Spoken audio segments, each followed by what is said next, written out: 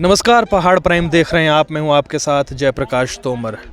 आज की तारीख में बिशु, जिसे सिरमौरी बोली में या फिर पहाड़ी बोली में बिशु कहते हैं, एक मेला स्थानीय स्तर पर, गांव स्तर पर मेले लगते आते हैं अप्रैल के इस महीने में, और जिसे स्थानीय बोली में बिशु कहा जाता है। लेकिन विलुप्त होने की कगार पर नज़र आ रहे थे ये मेले कहिए या बिशु कहिए।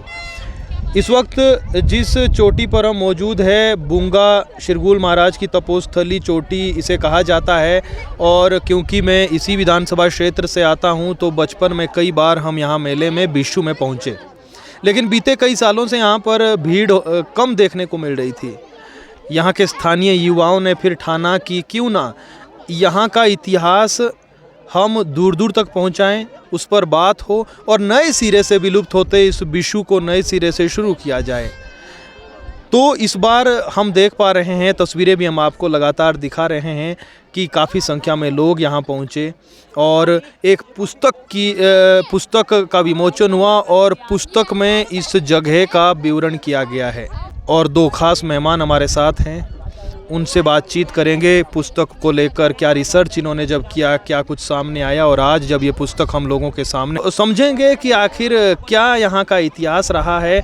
और पर्यटन की दृष्टि से भी अगर ऐसी जगहों को विकसित किया जाए तो हमें लगता है कि जिस तरीके से आजकल भीड़ चुनिंदा जगहों पर, हिमाचल में मनाली, कुल्लू, शिमला, आप उंगलियों पर गिन सकते हो उन जगहों को, लेकिन इतनी खूबसूरत जगह अगर यहाँ पर है और सरकार पर्यटन की दृष्टि से भी इसे विकसित करे, तो हमें लगता है कि आने वाले समय में हमारे युवाओं को ना तो बाहर जाना पड़ेगा और रोजगार के साधन भी उपलब्ध होंगे।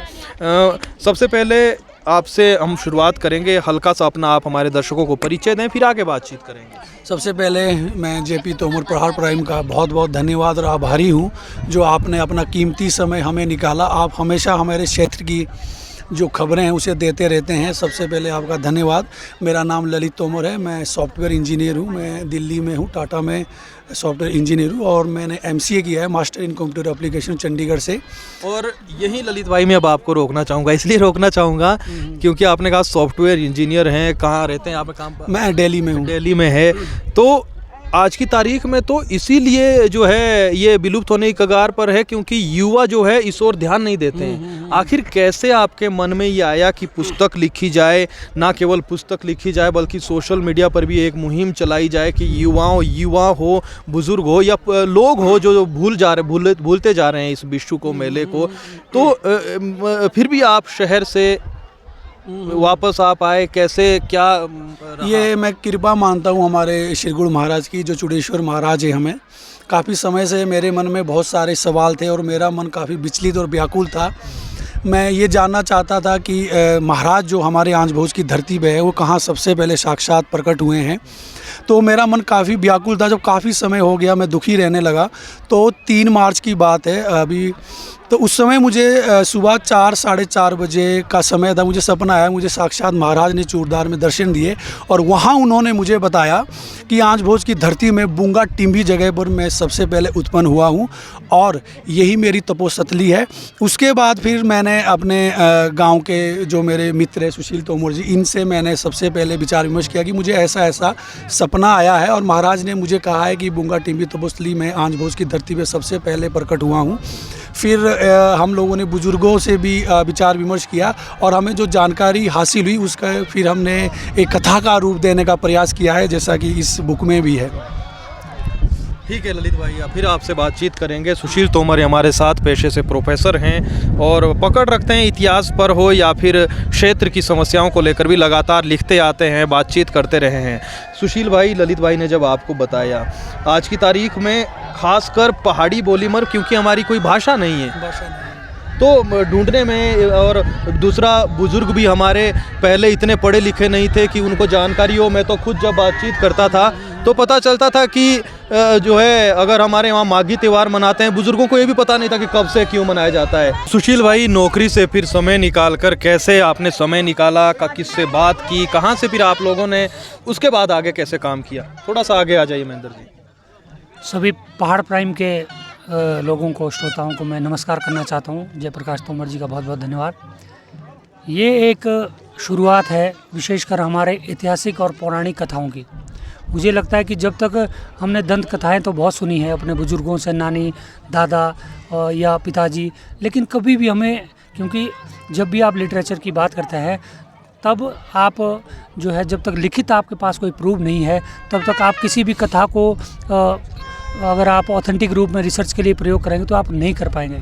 इसीलिए हमारा एक छोटा सा प्रयास है, जब ललित तोमर जी ने मुझसे डिस्कस किया, क्योंकि मैं अभी पीएचडी परस्यूइंग कर रहा हूँ, तो मुझे पता था कि किताब का एक डेकोरम क्या होता है, लेकिन ललित तोमर जी ने जो एक हेल्प की और विशेषकर इसके लिए प्रेरणा दी हमें कि हमें लिखना चाहिए, तो मुझे भी थोड़ा ऊर्जा मिली और मैंने एक शिरगुल महाराज के नाम पर हम दोनों ने मिलकर इस किताब को लिखा।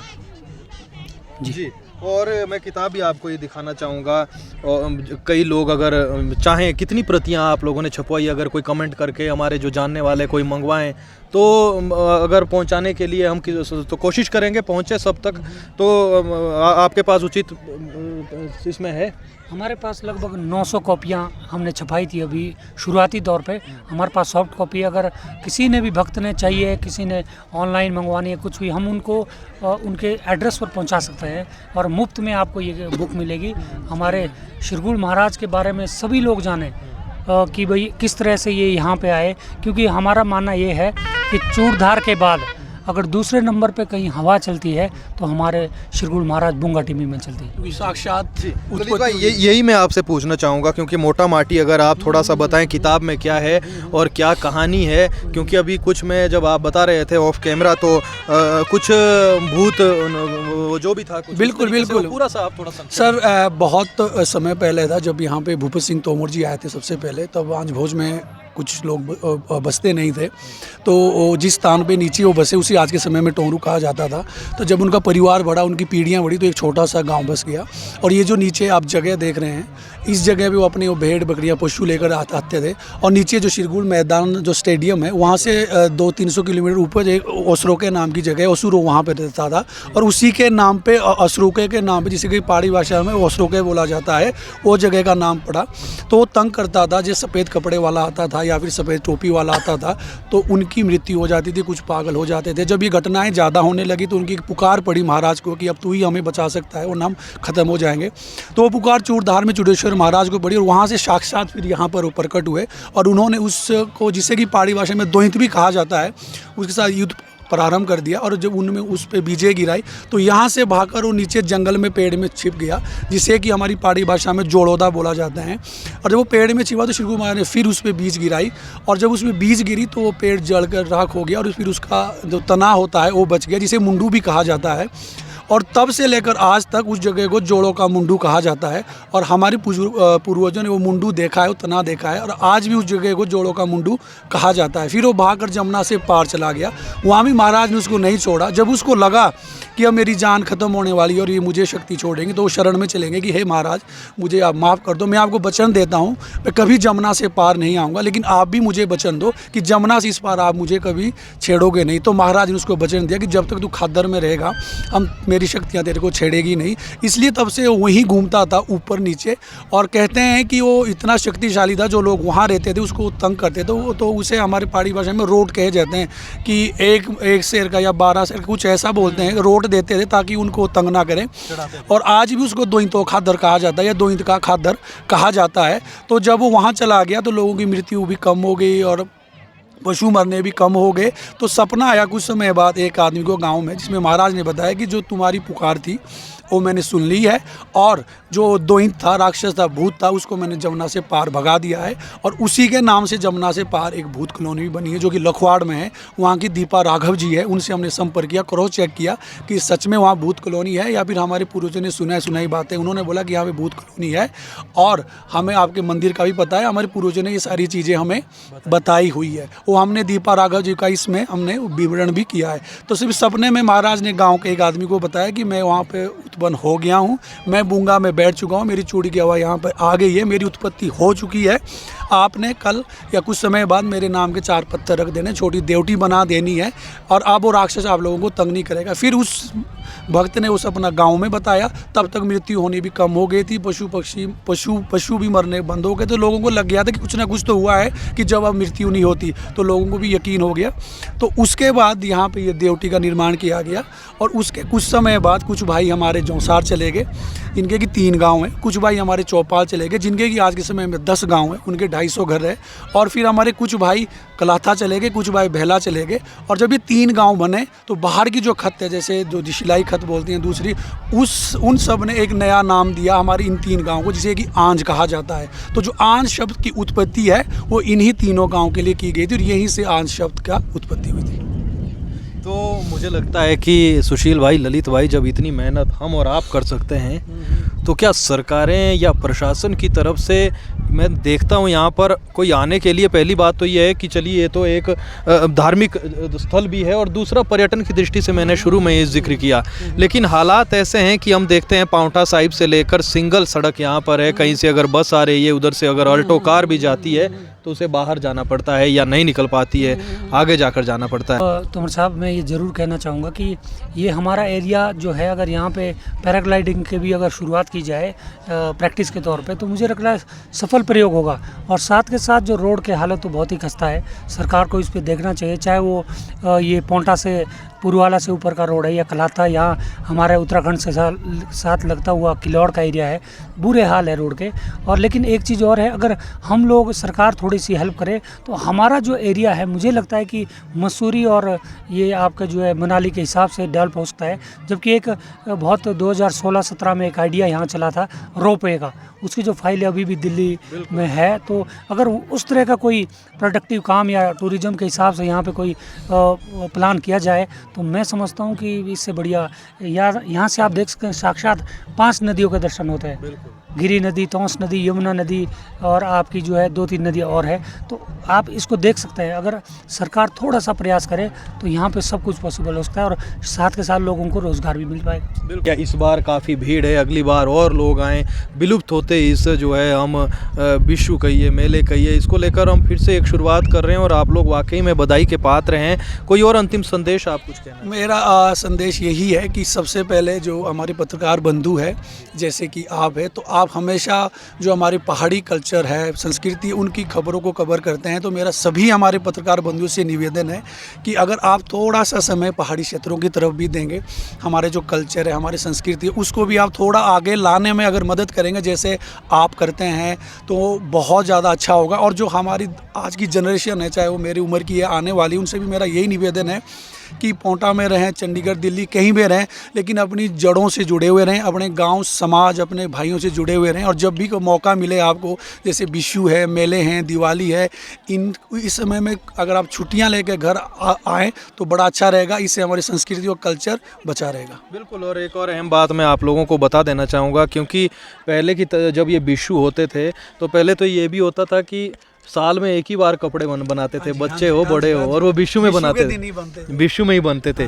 तो अब जैसा हम कह रहे हैं कि दूसरा एक और अपील मैं ये भी करना चाहूँगा कि युवा खासकर, आप मीम देखते हैं, आप रील्स देखते हैं, आप ब्लॉग बनाते हैं, बेहतर होगा, क्योंकि ये जो आपकी किताब का जो आपने सोशल मीडिया पर जिक्र किया, इसका मैंने देखा कि ना केवल पत्रकारों ने बल्कि लोगों ने भी बहुत इसे शेयर किया, पहुँचा लोगों तक। अभी जब मैं आ रहा था तो लोगों ने कहा कि हमने जो है देखा सोशल मीडिया पर और अच्छी पहल की है, तो इससे भी बहुत असर पड़ता है। अगर आप कभी आना चाहें, पहुंचना चाहें, क्योंकि हमारे दर्शक ना केवल हिमाचल के, उत्तराखंड के, दूर दराज से भी आप देख रहे हैं, पांवटा साहिब से तकरीबन कितना किलोमीटर होगा ललित भाई? 30 किलोमीटर होगा। 30 किलोमीटर पांवटा साहिब से सड़क से आप पहुंच सकते हैं। उत्तराखंड से यहाँ से कई दर्शक जो हमें विकास नगर, देहरादून, हरपटपुर से देख रहे हैं, उनको ये मंदिर साफ जो है दिखता है, नीचे से आप देखेंगे। बिल्कुल, बहुत। और हम विजुअल भी आपको दिखाएंगे कितना बढ़िया दृश्य यहाँ से है। तो लोग जो देखते हैं आप भी पहुंच सकते हैं, डाक पत्थर होके आ सकते हैं, पुरवाला होके आ सकते हैं और ज़रूर एक बार आएँ, आप महसूस कीजिए प्रकृति की गोद में जिस तरीके से यहाँ शांति मिलेगी आपको और बेहतरीन जो है खूबसूरत नज़ारा आपको देखने को मिलेगा। तो बहुत धन्यवाद ललित भाई, सुशील भाई, आप लोगों आपका भी वाकई में बधाई के पहाड़ पात्र है। का। चलिए हम तो आपने जो नहीं, है पहाड़ जानकारी प्राइम दी। आता है तो मैं आपके हमेशा मैं फॉलोअर हूँ आपका, मैं हमेशा देखता हूँ, तो आप हमेशा पहाड़ी कल्चर को सबसे ऊपर लेके चलते हैं। फिर हमें खुशी होती है कि चलो कोई तो है, चलो हमारा तो- पत्रकारों में कोई तो है जो हमारी संस्कृति को जिंदा रखने के लिए लड़ रहा है, प्रयास कर रहा है। आज आप लड़ रहे हैं, आपकी देखा देखी में हो सकता है कल को हमारे दूसरे भाई भी आए, और मैं तो कहूँगी आना चाहिए। आप जमीनी या शहरों की खबरें भी दिखाइए, लेकिन अगर जो हमारे गाँव के हालात है हमारा जरूरी है ललित भाई, क्योंकि मैं तो जब नेशनल चैनलों में काम करता था तो मैंने वहाँ देखा है कि हमारे पहाड़ की खबरें सुपर फास्ट 200 में भी खबर नहीं दिखाते हैं, जबकि रोचक चीज़ें तो यहाँ पर है। देश दुनिया के चाहे पाकिस्तान अमेरिका कहीं के लोग भी यहाँ की रोचक चीज़ें देखना पसंद करेंगे। और हमारे पास तो मैं तो ब्लॉग जो बनाते हैं आजकल तो हर महिला पुरुष या लोग ब्लॉगिंग करते हैं, लेकिन दिखाते क्या है कि हम अभी बाज़ार जा रहे हैं, हम चाउमीन खा रहे हैं, हम वो कर रहे हैं। असल में कायदे से दिखाना ये चाहिए था जो बाहर नहीं है। चाउमीन तो सब लोग खा रहे हैं, अब भिडोली बनती है, व्यंजन बनते हैं, वो लोगों को पता नहीं है। वैसे ही ये बिशु है, आप देखिए यहाँ इतनी सारी लड़कियां या लड़के ब्लॉग बनाते होंगे, लेकिन असल दिखाने वाली चीज़ें ये है जो हमारी पौराणिक चीज़ें हैं, पुरानी चीज़ें ये दिखानी चाहिए। और असल में बधाई के पात्र आप लोग हैं, क्योंकि मेहनत आप लोगों ने की, हम तो आए हैं, काम आपका जो किया है वो दिखा रहे हैं। तो बहुत धन्यवाद। आप लोग अगर समय लगे तो ज़रूर पहुँचें और वीडियो को आगे से आगे शेयर करें। फिलहाल के लिए इतना ही, नमस्कार। जय शिरगुल महाराज। जय चुड़ेश्वर महाराज, जय श्री महाराज। धन्यवाद आप सबका।